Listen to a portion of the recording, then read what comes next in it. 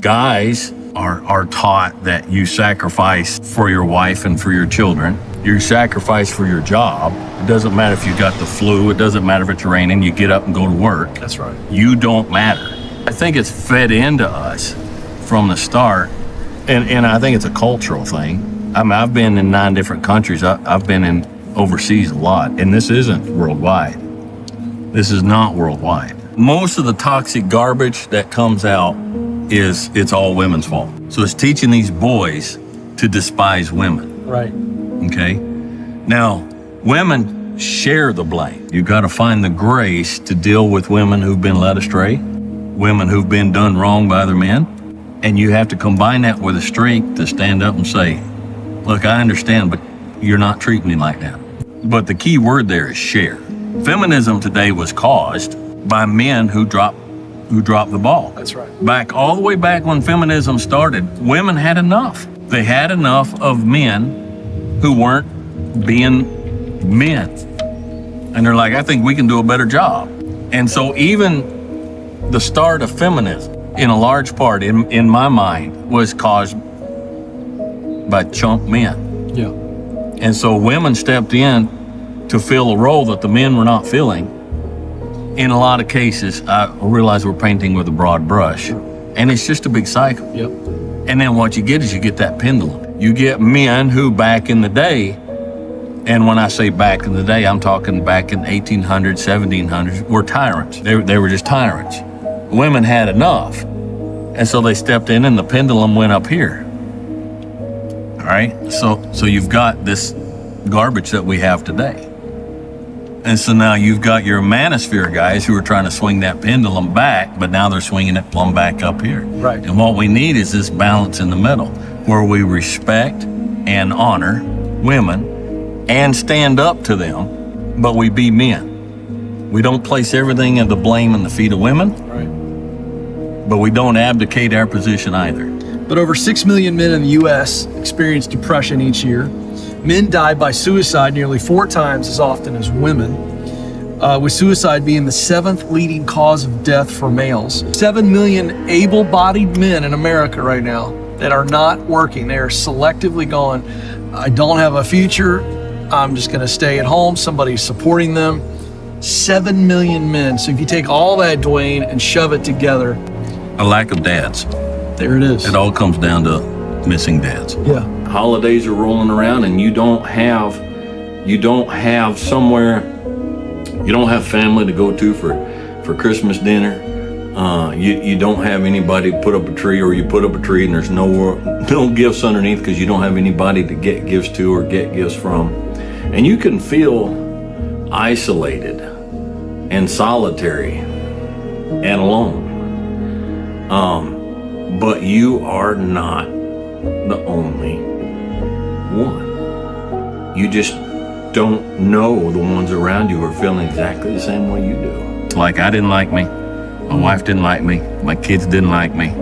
You know, it's like, and then you just come to a place one day where you look in the mirror and you say, I'm 50 years old, and if I had 50 more years, I can't stand the thought of living the next 50 years in the condition I have been in the last 50 years. So I need to make some changes. Life is killing. I'm letting life kill me. Yeah. If I can put it like that. Yeah. And it's like, my diet's killing me. My attitude is killing me. I'm letting everything around me just drive me crazy. And I can't live like this anymore. It's a journey. Change is a journey. That's right. When you find yourself in a really bad place in life, normally you didn't get there overnight, and you're not going to get out overnight. Yeah. You know, what I had was a culmination of 50 years of life, and so it wasn't going to change in 6 months. I got myself into that situation by how I looked at things and how I handled things and how so it was on me. I'm not blaming the rest of the world. And I think that's the first place you got to get. Yes, you sir. got to say, what are my decisions that has got me in this mess? And so what decision am I going to make to start getting me out of this mess? It doesn't do any good to blame everybody around you for whatever situation you're in. There's massive amounts of time where it's just you know. And it's a good time to figure out if you like you and if you don't like you, and if you don't like you, what do you not like about you? Can I change? Is this always going to be me? I mean, I was always that far away. I mean, as calm as I look, I could be this calm right now, and I'd be that far away from just rage. You know, just rage. Just at people in the world, and it had just accumulated. Sure. But I guarantee you there are other men in there who feel just exactly the same way you do, and they feel just as isolated. They feel just as singular. Ladies, I know there's ladies out there that feel like you are the only. Sometimes it seems like you're the only lady who still wants to be a lady. You're proud of your femininity. You hold on to your femininity.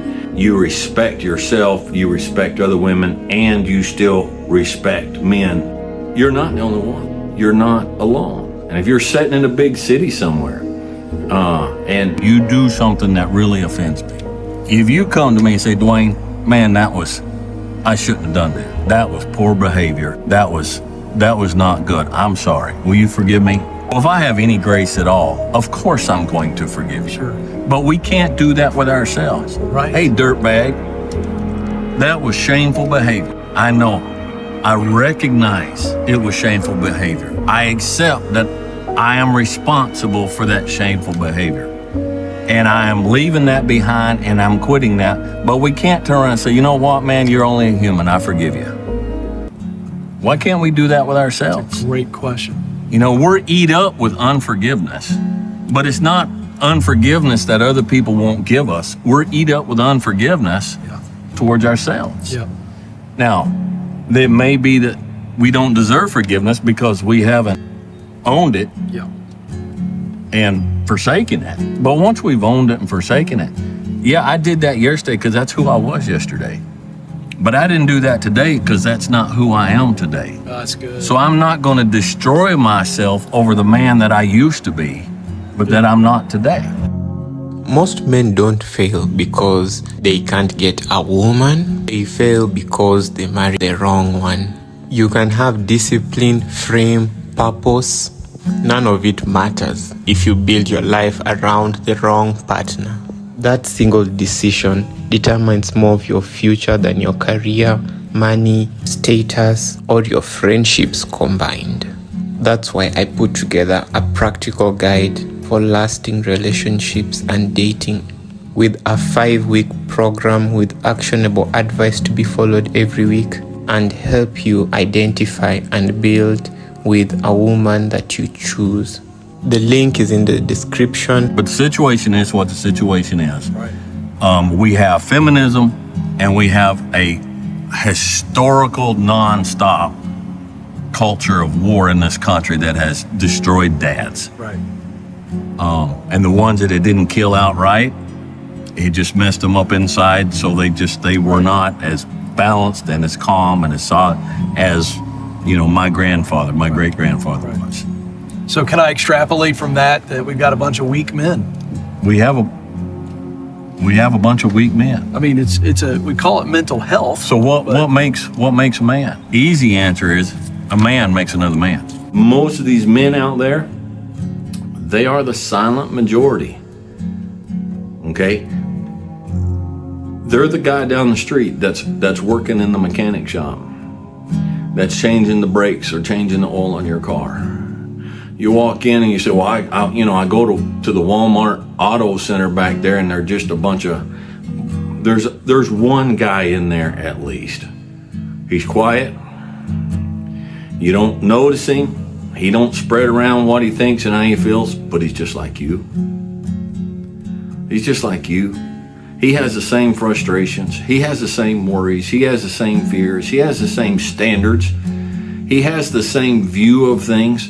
He holds himself to the same standard of living that you do. He's honest. He's hardworking. He'll step in and help somebody. He is disturbed by the cultural trends that are going around just as much as you are. But he does not have the platform or the ability or the willingness and all these are natural. I'm not saying that's a negative thing. It isn't spreading it around. Okay? The guy driving the truck that's delivering the milk to the grocery store, the truck drivers out there, oh man, there's a whole fleet of those guys that are just like you and I.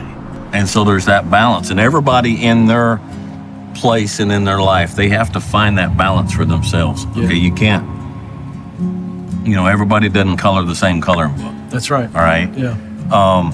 And there is a complete gross abuse today by women of what women started, the original feminist movement, okay?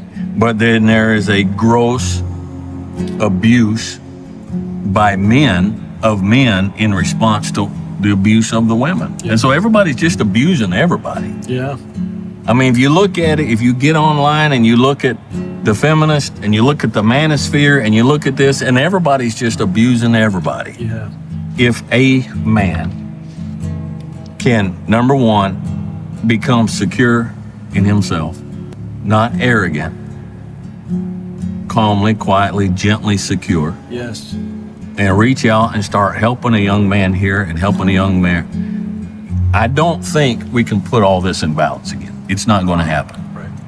Okay, but I'm not out here. I'm just right here. Right. Here's my sphere, and I think I can help put this back in balance. Yes. And if I help put my little sphere back in balance, and you help put your little sphere back in balance, and on around, it grows. Yeah. Okay, it grows. But it's only going to be when men find the balance. Picture you're right here. Okay. All right, you're standing here, and this is not a good place to be. And so you take a step forward. So now concentrate on that. Live in where you're at now. Okay? Okay. And if you decide and you discern that I like where I am now, all right, I think I'll take another step forward. And so if you focus on moving forward, you don't have to keep looking back to encourage you to move forward. You don't look at the man you want to be in 20 years. You only have to fix one thing today. Just today. That's it. Do I have a problem with my dad today? No, I'm doing other stuff. I'm not worried about it.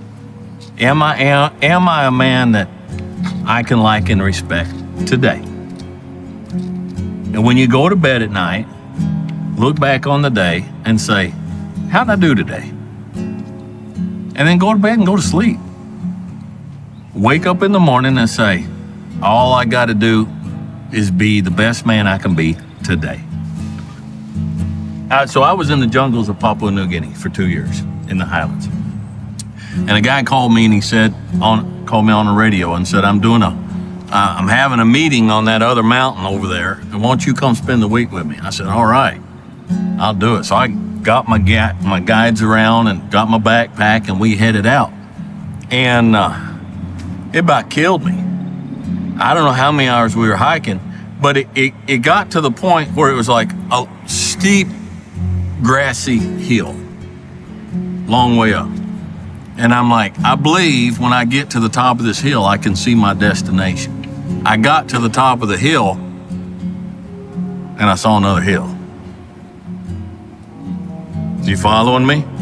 And so I went over and we went to the base of that hill and I said, I think I can go up this hill. And when I get to the top of this hill, I can see my destination. And so we climbed that hill. I'm exhausted. And we get to the top of that hill and I saw another hill. And after a while I said, you know what? There ain't no mountaintop, there ain't no village, and there ain't no destination. I'm gonna put my foot right there. I'm gonna quit looking up there. I'm just gonna move a step forward. That's so good. I'm just gonna take another step forward. I ain't gonna worry about finding that peak and finding that next hill. I'm just gonna take another step forward.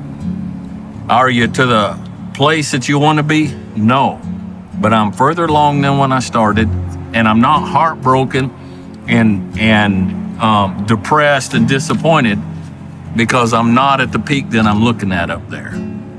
My goal is, I'm serious, I got this exhausted, man. It's like, from me to him, it's like there's a bush right there. I'm gonna go to that bush, you know, and you go to I made it to the bush, you know, and just take another step and take another step. And eventually, I wound up at the top of the mountain. I wound up in the village. I wound up at my destination. And I wasn't near as frustrated and disappointed and depressed about it. All you have to do is today be the best man that you can be today. Tomorrow will take care of itself. People feel alone. You know, people contact me and say, Dwayne, I'm so grateful about what you put on the video because I didn't know there was anybody else out there today who feels that way. I don't know anybody around me, they say, you know, but I agree with you, and that's the way I feel, and that's the way I live, but just where I'm at, I'm so alone. And you know, holiday season this time of year is, I understand it's one of the times of year that has the highest depression rates, highest alcohol problems, drug overdoses, and people eventually just taking their life. Why? Because people feel alone. All right, people feel like they're alone. But we're not alone. And I don't mean in a spiritual sense, you know, God is always with you, Jesus is with you. There's all of that. But humanly speaking, just like up there, each one of us individually did not know that we weren't alone in carrying a Bible, in holding some concept of the Christian faith. Carrying a Bible not because we were what we were supposed to be, but I think if I can be a little bit cerebral here, I think most of us carried one because it was an emblem of what we knew we ought to be, and we weren't. And so each person individually could feel like, I'm not what I should be. This is an emblem of how I should be living. This is an emblem of what I should be. And so I don't want to get rid of that. But I think I'm the only one that feels this way.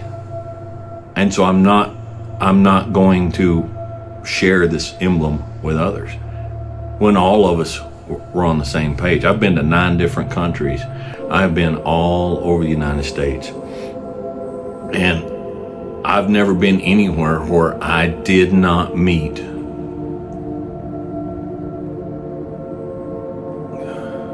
good men. Men who stood for what was right. Men who were honest. Men who helped other people. Men who supported and loved their wife. Men who loved and supported and took care of their children. Men who did a good, honest day's labor for what was often not an honest wage, but they just did it. They just carried on with their life. And every time I'm like, man, we're everywhere. We're everywhere, but we're the silent majority. When you walk through the supermarket, the grocery store, you might think you are the only one in there at that time that feels so lost in today's modern, shallow, cheap society. God says, Elijah, what's the matter with you? What's wrong with you? Why are you so depressed and suicidal right now? And Elijah says, I'm alone. I am the only person left in all of Israel that believes in you and fights for you and does what is right. And God says, Elijah, I've got 7,000 more men just like you.